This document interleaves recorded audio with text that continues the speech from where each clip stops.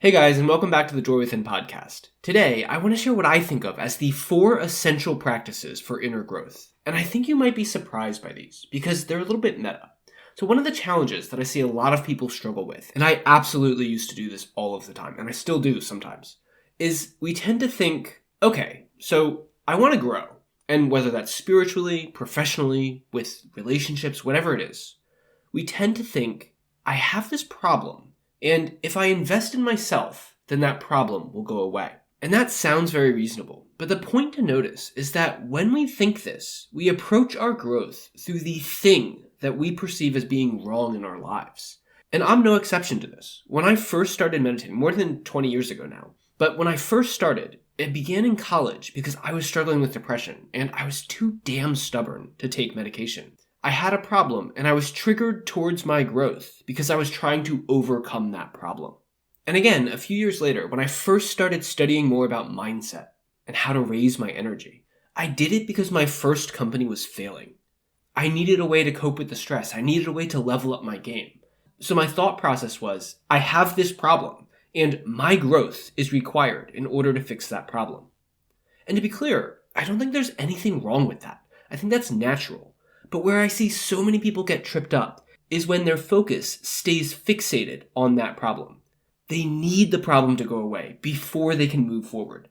And that's backwards. That need causes us to try to force a change. And I think we've all been there at some point. There is no shame in it.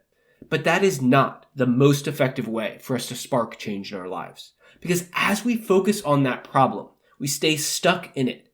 And the need for it to go away just becomes stronger. So we end up just seeing more and more of that problem everywhere around us, and we just stay stuck and the process repeats. So it's like the problem in front of us causes us to realize that we need to change. But if we try to force that change, then we can't make progress. It just doesn't work that way. So I don't think we can have real growth by focusing on whatever it is that's wrong in our lives. The problem can spark us to change. It can be the catalyst, but it cannot be the change that we need. But I know that's hard to do. Especially when you're in the middle of something that feels really pressing. It's hard not to focus on lack when you feel like you don't have enough. It's hard not to feel angry or discouraged when it feels like things just aren't working out for you right now. And I get that. But I have found that the faster I can detach from that problem, from the need for life to be different in some way, and the sooner I can pivot my focus to the practices, the actions that actually create the change that I want, the faster I grow.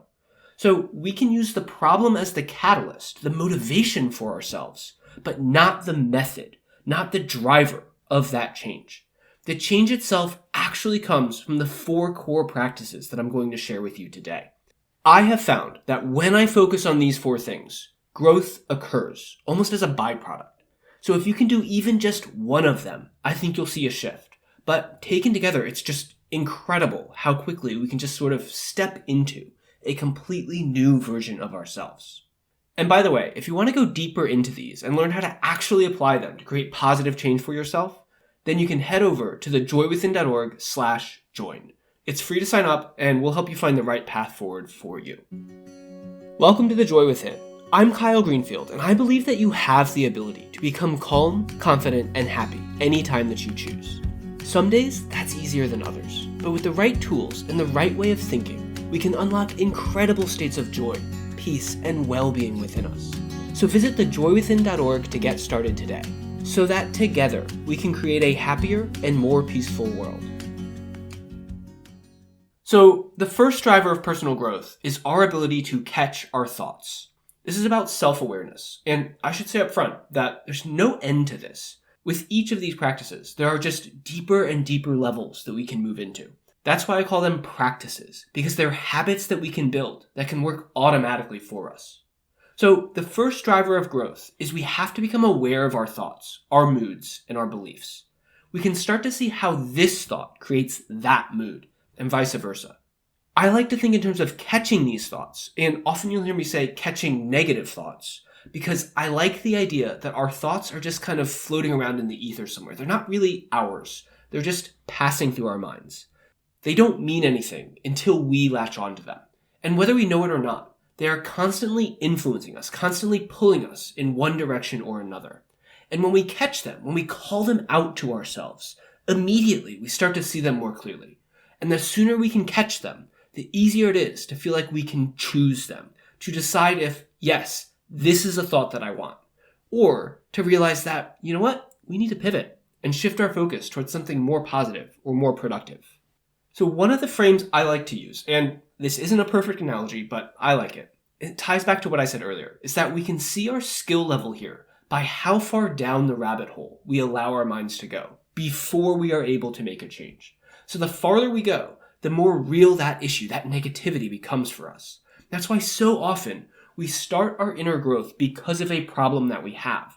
It's because we tend not to catch our negative thoughts until they become some major issue for us. So the analogy I like is to imagine that my problems are extreme, hardened versions of thoughts that I was not able to catch. And yes, I know life happens, there's a lot we can't control. That's not my point here. My point is, our thoughts have momentum, and our unwanted thoughts will tend to strengthen over time if we do not do anything about them. So at first, some random unwanted thought might pass through the mind. Then we latch onto it. Then it starts to sour our mood. And if we stick with it, we start to get into a really bad mood. And then we start acting from that place. We start to believe that that's just how the world is. It just becomes self-reinforcing to us. It starts to morph into some real-world problem, and that further cements our belief, and the cycle continues. So the longer we let this go on, the harder it becomes to break ourselves out of that spiral. And by the way, this happens to all of us, all of the time, every single day. It's up to us to catch and to reframe those thoughts before they influence our lives in ways that we do not prefer. And it could be anything. It could mean catching the defensive thoughts that you don't snap at your spouse. Or it could mean realizing that you have a judgment about how someone else should act, and you're tired of letting that weigh on you. You're tired of being upset that they're not conforming to the way you think they should be. Or it could be beating yourself up because you think you didn't do something well enough, and you need to be better. It's the same process. Awareness always has to precede meaningful change. And the very fact that we become aware of something drives us to start to see it in a new way, to start the process of pointing towards the person that we want to become. And I'll tell you, as you get better at this process, you will automatically start to raise your standards for yourself. You just won't tolerate the level of negativity or of stress or whatever the issue is, because you start to catch those little inclinations, those little pulses of negativity much, much sooner. And you don't get drawn into them in the same way. You don't get torn down as easily as you might have in the past. That's the power of catching our thoughts. The second driver of our inner growth is our ability to strengthen our inner peace. And what I really mean by that is our ability to turn towards that peace, to identify it, and to rest into it. Because the feeling is already there. There is an ocean of peace within us. And we already have the ability to tap into it. There is nothing that we have to do. We don't have to go earn it or achieve some big goal or just get through this struggle before we can activate that peace within us. All we really have to do is get out of our own way. And if we can just stop thinking the thoughts that keep us from it, then a profound joy and well-being would arise within us. And we would just know that all is well, that everything is okay. So this second practice isn't really about trying to create peace in our lives. It doesn't mean that we have to organize our lives in a certain way. We don't have to go live in the mountains or meditate for 3 hours a day or whatever symbols we have that we tend to think of as being at peace. And it definitely does not mean that we can't be, do, and have whatever it is that we want to in the physical world. It just means that wherever we are, whatever we're going through, we can be better about turning within. There are a million ways to do it. It's the intention that really matters here. Once we decide that, yes, feeling this sense of peace, becoming more joyful, is important to me, then really, there's nothing that can get in the way of that. And this goes hand in hand with the first practice. We catch our thoughts and we turn within. Simple. Effortless. It creates a sense of peace, of joy, and fulfillment within us. And it leads to clarity, confidence, and control without. It is an indescribable shift. If you're dealing with stress and negativity in your life, the Joy Within can help. Our membership program provides a clear path to reduce stress and cultivate more joy in your life by showing you how to get out of your own way. When we learn to quiet that annoying little voice in our head, we allow a natural sense of joy peace, and well-being to shine from within. Our program activates that joy within you by combining clear insights and simple actions with personal accountability and a plan that we customize to work for you. Best of all, it's free to get started. So head over to thejoywithin.org/join to sign up today. That's thejoywithin.org/join. Now, back to the show. The third driver of personal growth is our ability to stay focused on our desired state. This can mean focusing on a desired internal state, on the way that we prefer to feel, or we can apply this in terms of an external goal or a vision that we have for ourselves.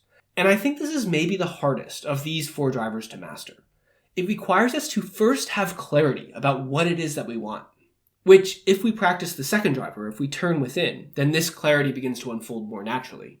But once we have that clarity, we have to be able to maintain it, no matter what challenges or obstacles come up along the way. And that's where the real challenge is here. It's like we have to be able to look at the thing that we don't want, be in the middle of circumstances that we want to change, or we have to be able to be stuck in an emotion that keeps dragging us down, and yet somehow be able to see through it, to see beyond it. We have to be able to maintain our focus on our desired state long before we have any indication, any evidence, or any hope that it is in any way real. And we have to do this in a way that doesn't ignore our problems. It doesn't mean that we go live in Fantasyland. It means we have to learn to accept where we are in the present moment. We have to love who we are right now, even as we seek to change. There's a phrase I like to use that I find really helpful with this, which is perfect and yet evolving. We have to see the perfection of exactly where we are, even as we evolve in that perfection. And this happens on so many levels, both internally and externally, as I said, but also in many moments, little choices that we make right now, as well as in the longer, years-long or decades-long paths that we choose to explore. If we work on these first three practices, I think the last one feels almost effortless. It just feels automatic, natural. But it's something that I see a lot of people struggle with, and over the years I've had different periods when I've been on both sides of this as well. But I think once it starts to click, there's just this amazing sense of balance to it. So the fourth driver is flow, inspired action. If we want to evolve into a higher version of ourselves, we have to be able to act in alignment with that vision. And you hear people talk about this as the idea of inspired action or following your excitement, or sometimes a sort of fake it till you make it kind of idea. Though I think that last one kind of misses the point. Anyway, what I so often see here is that people tend to fall into one of two camps. Sometimes there's a bias towards action, but in a way that causes that action to feel forced. This is that nose to the grindstone, I just have to push through at all costs sort of mentality. It creates a frenetic, scattered energy that throws people off balance. And I think you see this a lot if you follow like the hyper-productivity, hyper-achievement kind of space. It's like this idea of just work, and somehow things will work out. That's one side. And at the opposite end of the spectrum, often in more spiritual or let's say law of attraction type circles, there's often a focus on inner clarity, inner excitement, but then no actual real world action. It's like doing all of the right inner work, but then missing that key last step. And again, I don't mean to imply anything judgmental here. Like I said, I have absolutely been in both camps at different points in my life. But I have found that the magic, the real beauty, and just pure joy of it lies in the balance point between the two. We want action. We want the motion towards our goals. And at the same time, we want to feel free and inspired and on point. That's flow. That's what drives just truly profound, truly rapid and lasting growth. Like I said, there are many, many layers to each of these four drivers. But I hope this gives you a good overview of them, and I hope that you can at least start to see that these four practices can work together to create a profound impact on our lives. We can only move so far up the scale, so to speak, in one of these areas before another will start to drag us back down. So then we have to shift gears and nudge that practice forward too, in order to keep growing towards the person that we want to become. But when you take them together, when you look at them holistically, they just become this beautiful process, this beautiful journey that we all go through in our lives. Because as we improve each of these practices, growth occurs. We hit our goals, and then we set new goals, and we have to level up again in order to achieve those. Internal or external, short-term or long-term. This is how we grow. And I think the more aware we are of these inner forces, the more we can see how these drivers fit together. And as we get comfortable with them, we can apply them more deliberately. We can bring them into our day, which empowers us to grow faster and more easily. And it just becomes this joyful, virtuous cycle of self-awareness and self-improvement. If this resonates with you, the next step is to take these 4 drivers and begin to translate them into specific actions that you can take. So this is the framework that we use here at The Joy Within. These 4 drivers map into 5 key steps that you can take to raise your energy and step into that next higher version of yourself. They help you to identify the right action from wherever you are today, knowing that that right action will change depending on how you feel and what you're going through right now. So the next step to apply these drivers is to head over to thejoywithin.org/join and sign up. It's free to get started, and I think you'll find that as you start to apply this process, even within just the first couple of days, you will start to notice a meaningful shift in the way that you feel, a shift in the energy that you bring into your day. That's the power of unlocking this process. So again, you can get started for free at thejoywithin.org/join. So thank you so much for your time here today. If you've enjoyed today's episode, don't forget to subscribe to the channel and pass it along to a friend. Know that I love you and I appreciate you wherever you are, and I'll see you next time. Thanks for listening to The Joy Within. If you've enjoyed this podcast, please do what you can to spread the word. I believe that we all deserve to feel calm, confident, and happy literally every single day. But with everything that's going on in the world, we need to work together to remind ourselves of that in as many little ways as we can. So please, pass this along to the people you care about. Email a friend, share it on social, do whatever feels right for you, so that hopefully, together, we can create a little more peace in our crazy modern world.